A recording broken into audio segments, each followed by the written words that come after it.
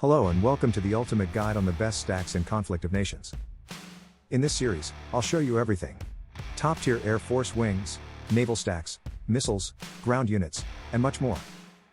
Expect plenty of elite units, but don't worry, I'll also include budget-friendly, non-elite alternatives. You'll get advice on when to use these stacks, how to counter them, and what challenges you might face along the way. Apply my recommendations under the right conditions, and your chances of victory, as well as your KD ratio, will skyrocket. We begin our list of the best stacks in Conflict of Nations with my personal favorites, fixed-wing mixed stacks, both strike and air superiority fighters. Let's start with the strike wing. I love it for its versatility, power, and survivability. You can see stats on screen. They're genuinely intimidating. This stack includes all three types of strike aircraft: strike fighter, the naval version, and the elite attack aircraft. You can use various combinations and even swap the EAA for an ASF if you don't have it. The key unit here is the naval strike fighter, which allows for effective attacks on surface ships. I'll demonstrate this shortly.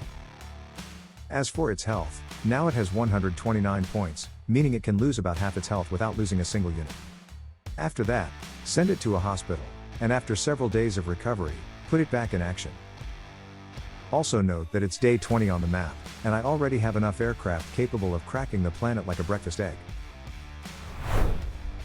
Now let's take a look at the maxed out stats.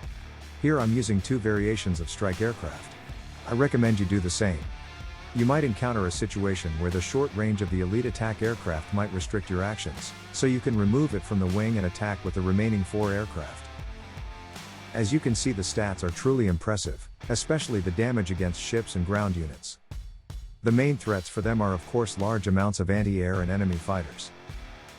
Here's the unkillable stack made up of 5 different aircraft types. It's certainly less powerful, but it can be used against strong AA or in long battles with multiple opponents.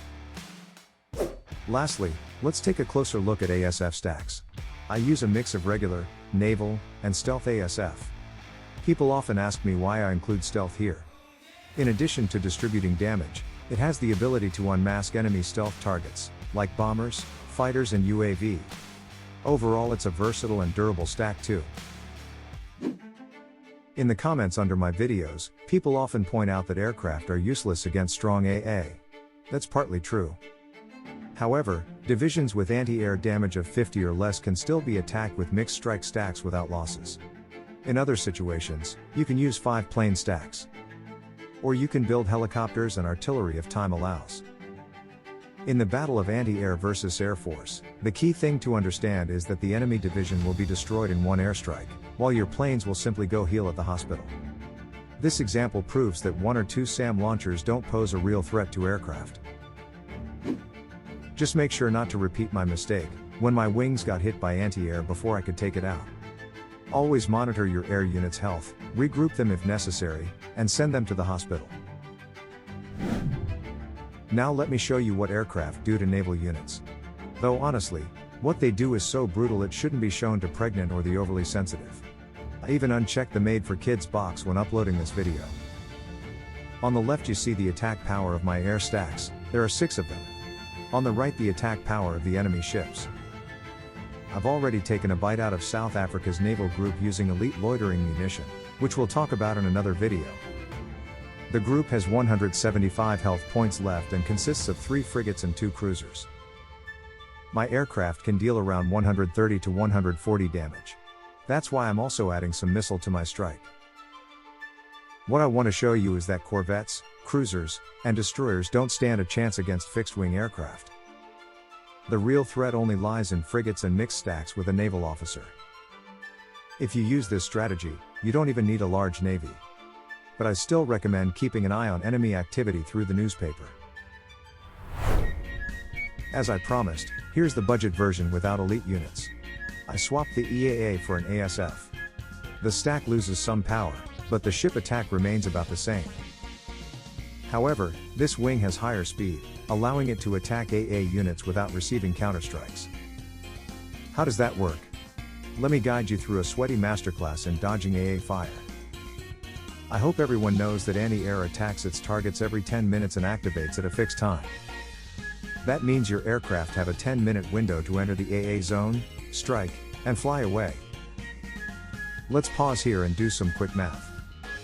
Frigates have a 100 range. Patrol radius of aircraft is 50.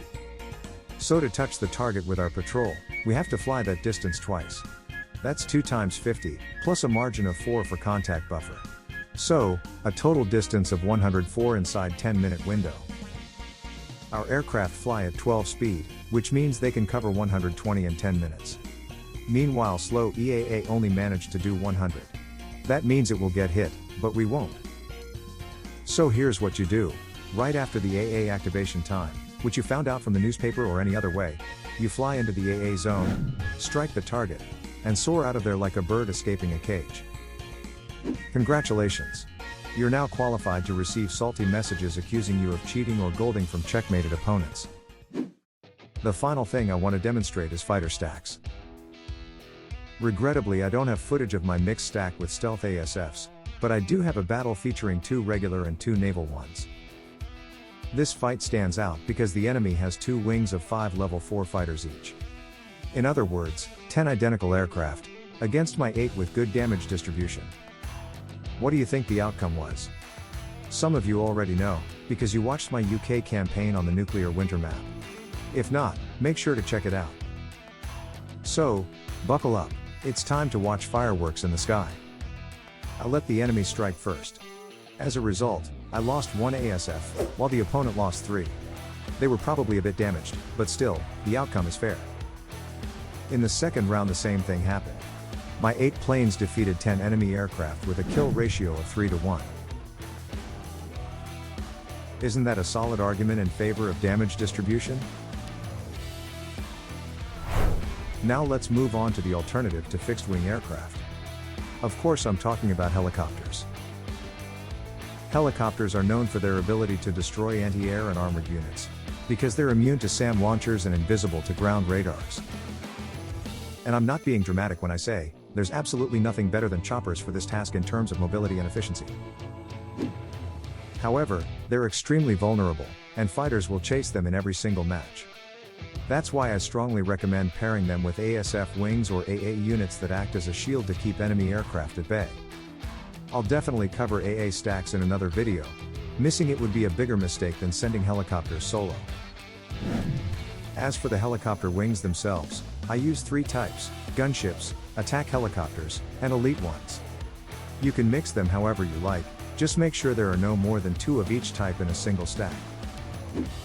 If you don't have elite units, just go with a mix of gunships and attack helicopters, or toss in 1 fighter to round out the stack. Early in the game helicopters are definitely weaker than planes. But by mid and late game, they turn into absolute beasts. Moreover, elite frigates solve their range and speed issues completely. But it's absolutely crucial to understand that only when paired with frigates, can helicopters match or even outperform their fixed-wing cousins. Take a look at the chaos I'm causing. I broke into Italy from the other side of the world uninvited, and wiped out all of his anti-air in a single strike. Did that stop my rampage? Of course not. The enemy's AA barely scratched me, so I went on to hit every other available target. To sum up, a combination of elite frigates and mixed helicopter wings is a super powerful and versatile offensive option. There's really nothing better if you want to crash someone's coastal party unannounced. Let's move on to the final configuration. I use 3 different variations of helicopter wings. This helps with regrouping and with restoring health at the hospital. Take a look at these absolutely monstrous stats. They're roughly on par with fixed-wing stacks, although there are some small differences between them. This one in particular deserves its own cult and daily worship. Here comes another spicy detail. Unlike planes, helicopters deal less damage to ships, but they do have slightly more health and complete immunity to SAM launchers. Now feast your eyes on my victims. This time it's a bunch of AA and other ground units.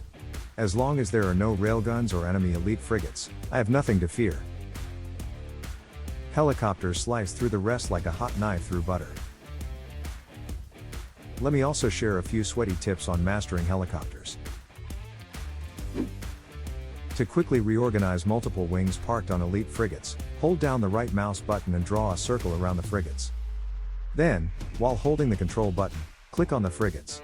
Congratulations, you've selected all helicopters and can now send them wherever needed. I highly recommend attacking the enemy without entering its territory. That way you'll remain invisible and won't be chased by enemy fighters. If the enemy doesn't have a satellite or AWACS, you'll stay undetected and significantly increase your survivability. Avoid going on patrol. Otherwise, you become easy prey, even for strike fighters. All they have to do is touch your patrol zone with theirs. Helicopters are extremely vulnerable during engagements, so never leave them unattended. The last trick for today is the double command technique. When your air units are refueling, you can issue them multiple commands in sequence.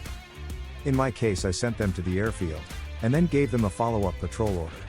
This will help you save time, and get more sleep, if you're a fan of 4x speed matches. Let me know in the comments what you prefer to use, fighters, or helicopters. Hope you found these tips helpful. See you soon.